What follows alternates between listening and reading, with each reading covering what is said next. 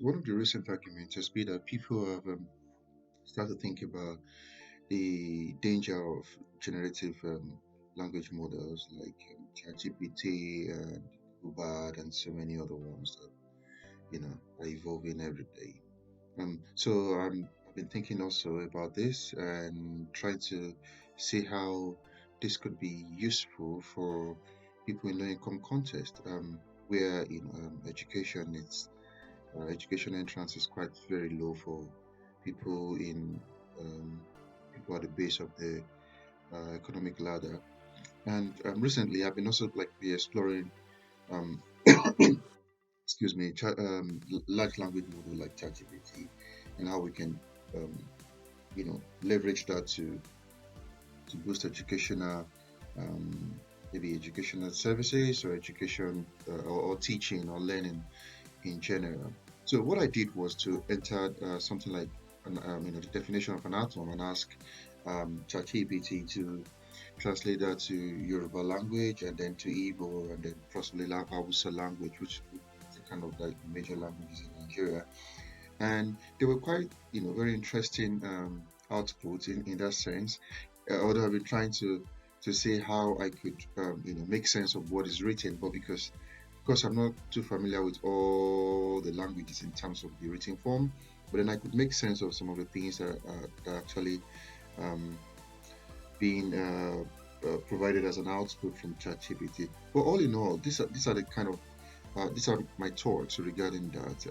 First of all, the fact that there is an opportunity for a teacher, for instance, to be able to enter a term and say, okay, could you translate this for me in Yoruba language or Igbo language or Hausa language, or any language at all, and you could kind of get something similar to what um, you expect is something that is quite fascinating. So this kind of language accessibility could be very useful in terms of could be very useful for students in low income background, which can also help them better understand most of the scientific terms that they find quite very difficult to understand. So we know that language is a very huge big challenge. Language is a big barrier when it comes to learning scientific terms like lambda, like atom, like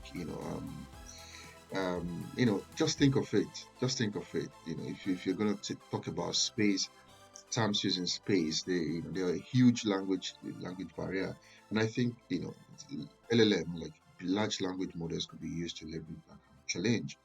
But then again, one of the things that's quite important is the fact that we could use it to develop culturally relevant content. In which case, we know that most people in Africa, for instance, based on my review, are multilingual in nature. So you have to speak your mother tongue, and then you have to learn how to speak the general um, pidgin English that you could use to communicate with everyone, and then you have to learn the proper English if you're going to get a job or you're going to communicate outside your environment. And so I'm quite sure after also entering that and just running ChatGPT, what I found is that we could incorporate some of these ideas into developing relevant content, which kind of enable us to incorporate local language into educational materials. We also acknowledge that the fact that this could be very helpful for students who are trying to identify what this means in their local language in terms of experiential learning, and then use this to build their knowledge about some of the materials that have been taught them in English. So this kind of culturally relevant education content promotes a serious engagement and motivation to want to learn, which also like kind of enhance student um, deeper understanding of the subject matter. So let's also talk about kind of improved comprehension. Let's assume, for instance, you talked about atom, which is the smallest indivisible part of an element. Um, let's assume we're talking about atom, and then you state the definition in English, and then you also want, for instance, to allow the children to know it in their local language. That could be very helpful because in that case, you've passed it down in English, which is they're trying to grapple, and then you provide the definition in their local language. Um, Such kind of integration could help them to be able to interact. Of course, it's going to take a kind of cognitive what we call cognitive timing to be able to integrate. Okay, this is what it means in English, and this is what it means in a language. But then it's going to enhance interaction if the end product of all activity is to ensure that they learn. Then this is going to be extremely very, very helpful. In this case, teachers could explain scientific concepts using translations in local language. It could facilitate a very interesting clearer communication that's going to help not only the educator but also the student as well.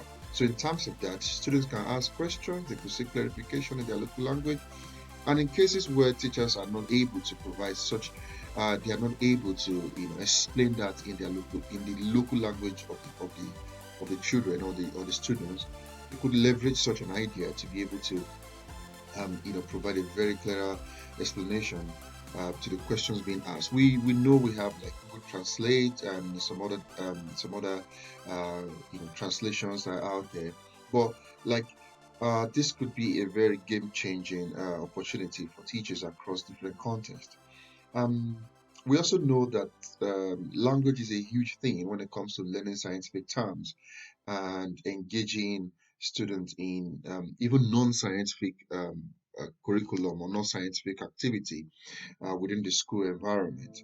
Um, Trying to understand how LLM, for instance, large language models could be used, could be leveraged for education, could also help community to be engaging. So you go to somebody's mom and you explain atom in a simplest way that they can understand using the language. So you go to, downtown villages and explain what space is about in a simple language to them. That could be very fascinating and engaging. In which case, even if you give children assignments to do from home, their parent could be very, very, very, very engaging with such assignment, because you could provide a simpler explanation in another note for the parent to say, look, in your language, this is what this means. So we want you to explain this to. One of the things that we found is the fact that there have been literature that parents in Africa do not, support children at home. One of the biggest challenge for that is that most of these assignments are written in another language, English, and most of these parents do not even have access to speaking English. Of course, they can speak their dialect, they can speak broken English, but they may not be able to engage with scientific materials quite fluently because they do not understand that. So this is going to really help like community engagement and support from home, especially when these concepts are presented in local language. The amazing thing is it becomes quite easier for parents and community members to understand what their children are learning, and they could support in every way they could to foster stronger engagement from the children. And finally, I'm just going to talk about increased interest and motivation. You are likely to be motivated to learn something that you clearly understand.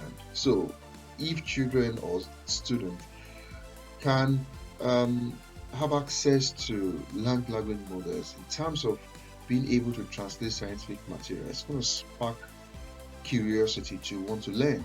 It's going to create interest. It's going to create, um, you know, kind of curiosity that was going to help them to want to learn more. As students feel kind of connection with the materials, as they feel strong connection with what you're saying, what the teacher is trying to present, this will contribute to huge learning outcome. Of course, there are caveats to this. The fact that um, most large language models are based on reinforcement learning. That's what we say. Like it's quite important for um, African countries, for low-income countries, to begin to leverage this opportunity to start to work with local language experts and curriculum developers and educational institutions to see how they can reinforce this kind of learning, and then get something quite interesting out of it. By leveraging these translations in local language to enhance learning in low-income context, it's going to provide an opportunity for inclusive education, empower students to be able to learn concepts in their local language, and bridge the educational gap which everyone across the world has been clamoring for. To say, look, there's educational gap between the rich countries and the poor countries. Now, this is more like a gap, a bridge between those ones. Because whatever you can learn in Harvard, you could as well just put it in and have a feel. I'm not saying it's going to provide 100% accuracy or 100% um, answers to whatever you ask, but it could give a kind of pointer to most of the things that an educator already know, and then they could design ways in which they could use such platform to enhance learning and bridge educational gap. Until I see you again, my name is Steve.